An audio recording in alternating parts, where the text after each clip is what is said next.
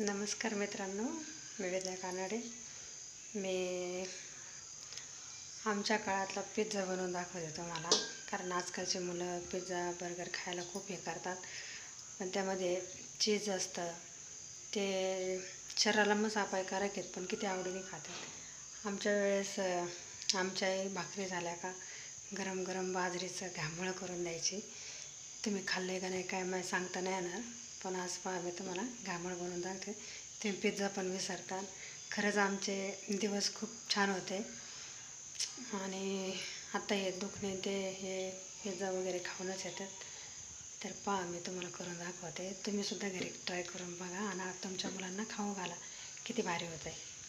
ते पण हातावरच बनवलं नाही. आता बाकीच्या ज्वारीच्या भाकरी झालेल्या आहेत. माझ्या दिदूबाईला आता मस्त घामोळं करून देते.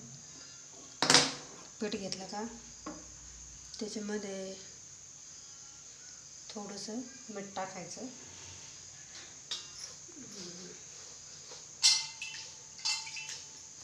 आपण भाकरीला पीठ मळतो तसंच मळून घ्यायचं, काहीच वेगळं नाही. फक्त भाकर हातावर थापायची. तुम्हाला दाखवतो मी कशी थापायची. खाली थाळ्यात नाही थापायची, त्याला पीठ नाही लागलं पाहिजे.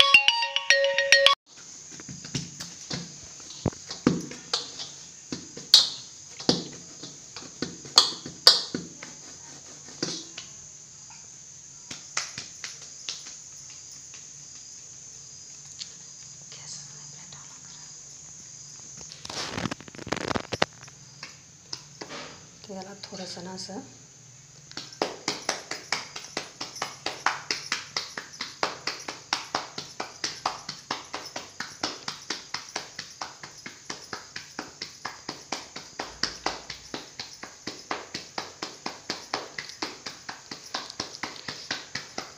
कारण त्याला तेल लावायचं, त्याच्यामुळं पीठ नाही लागून द्यायचं.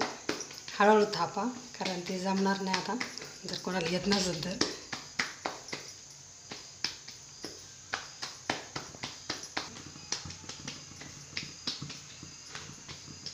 छोटंच केले आता तिला लागेल मी आज.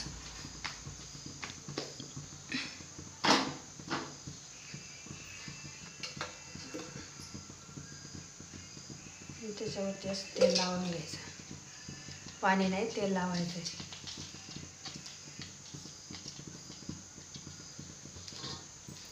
त्याच्यावर असं झाकण ठेवायचं जरा टाईम. फक्त एकच साईड पिझ्झावाने शेकून द्यायची. पिझ्झा तर येतच असेल ना.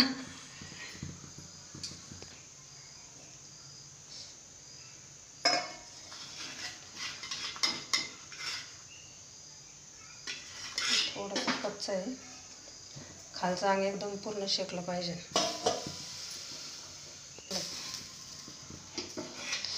गॅस बंद करून ठेवते.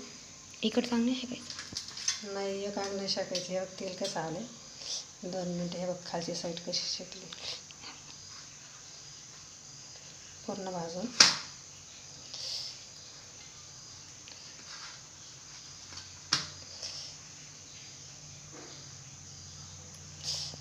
खा बघ किती छान लागते आता.